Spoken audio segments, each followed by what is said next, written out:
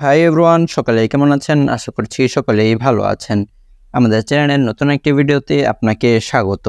আজকে আমরা কথা বলবো Honor 90 Lite এই ফোনটি নিয়ে। এই ফোনটি আমাদেরকে কি অফার করতে পারছে আর এই ফোনটিতে কি লেখেন্সি রয়েছে সেটা নিয়ে আজকে আলোচনা করার চেষ্টা করব। চলুন তাহলে আমরা মূল ভিডিওটি শুরু করি।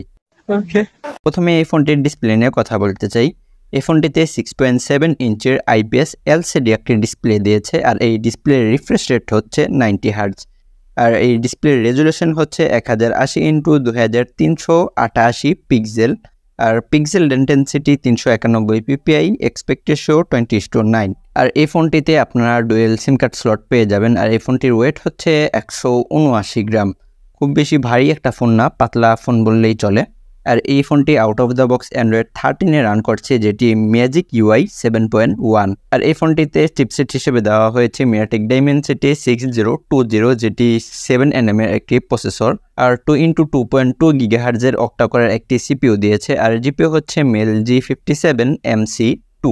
Honor 90 Lite এই ফোনটি আপনারা একটি ভ্যারিয়েন্টে পাবেন, সেটি হচ্ছে 8GB RAM 256GB ROM। তবে আপনারা এই ফোনটিতে আলাদাভাবে কোনো মেমোরি কার্ড ব্যবহার করতে পারবেন না। আর এই ফোনটি ক্যামেরা নিয়ে যদি কথা বলি তাহলে এই ফোনটিতে ট্রিপল ক্যামেরা সেটআপ দেওয়া হয়েছে, যার মেন ক্যামেরাতে 100 মেগাপিক্সেলের 1.9 অ্যাপারচার একটি ক্যামেরা থাকছে। তার সাথে 5 মেগাপিক্সেলের 2.2 অ্যাপারচার একটি আলট্রাওয়াইড ক্যামেরা থাকছে আর 2 মেগাপিক্সেলের 2.4 অ্যাপারচার একটি ম্যাক্রো শুটার থাকছে। এই ক্যামেরার ফিল্টার হিসেবে থাকছে LED ফ্ল্যাশ HDR এবং প্যানোরামা। আর ফোনটির মেন ক্যামেরা দিয়ে আপনার সর্বোচ্চ 1080p 30 fps এ ভিডিও রেকর্ড করতে পারবেন। সেলফি ক্যামেরা নিয়ে যদি কথা বলি তাহলে এই ফোনটির সেলফিতে 16 মেগাপিক্সেলের 2.5 অ্যাপারচার একটি ক্যামেরা দিয়েছে। আর এই ক্যামেরা দিয়ে আপনারা 1080p 30 fps এ ভিডিও রেকর্ড করতে পারবেন। এই ফোনটি আনলক করার জন্য সাইড মাউন্টেন ফিঙ্গারপ্রিন্ট দিয়েছে, যেটি খুব ফাস্ট অ্যান্ড অ্যাকুরেট কাজ করছিল।